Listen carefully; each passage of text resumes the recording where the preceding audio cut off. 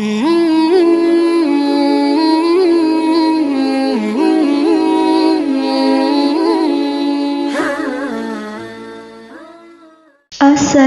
علیکم آل ویورز۔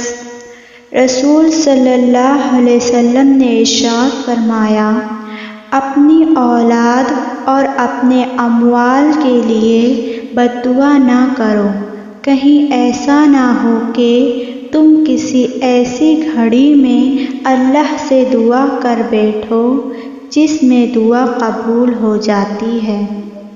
سیدہ عائشہ رضی اللہ تعالی عنہا سے روایت ہے کہ رسول صلی اللہ علیہ وسلم نے فرمایا، اے عائشہ، اللہ نرمی پسند کرتا ہے اور خود بھی نرم ہے، اور نرمی پر جو دیتا ہے سختی پر نہیں دیتا اور نہ کسی اور چیز پر۔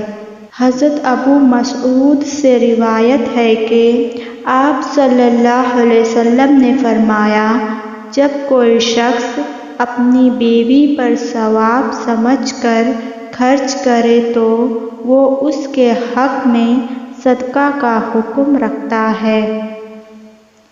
دنیا کی سب سے بڑی دولت نیک بیوی ہے۔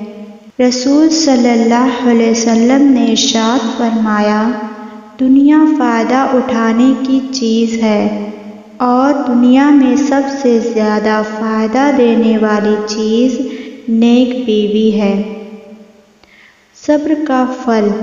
نبی کریم صلی اللہ علیہ وسلم کا ارشاد ہے، جس کسی مسلمان کو کوئی قلبی تکلیف، کوئی جسمانی بیماری، کوئی دکھ اور غم پہنچتا ہے اور وہ اس پر صبر کرتا ہے تو اس کے نتیجے میں اللہ تعالیٰ اس کے خطاؤں کو معاف کر دیتا ہے، حتیٰ کہ اگر اس کو کانٹا بھی چبھ جاتا ہے تو وہ بھی اس کے گناہوں کی معافی کا سبب بن جاتا ہے۔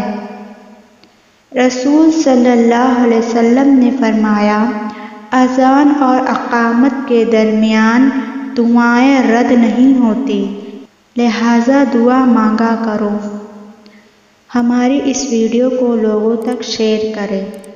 السلام علیکم ورحمۃ اللہ وبرکاتہ۔